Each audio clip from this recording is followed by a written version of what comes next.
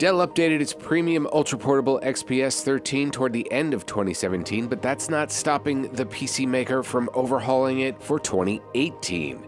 Meet the new XPS 13, which is now the smallest 13.3-inch laptop in the world.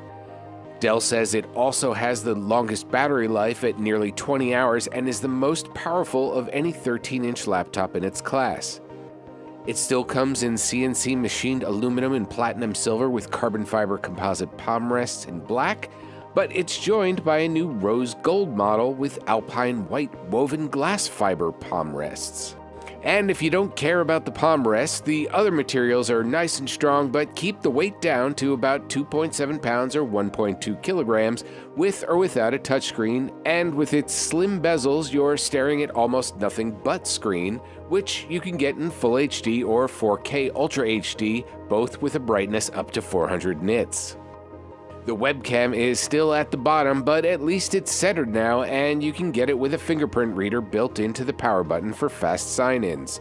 Inside, you get an 8th gen Intel Core i5 or i7 processor with integrated graphics, up to 16 gigs of memory, and up to a terabyte of SSD storage, but with a new cooling design, Dell was able to make it thinner while keeping performance high.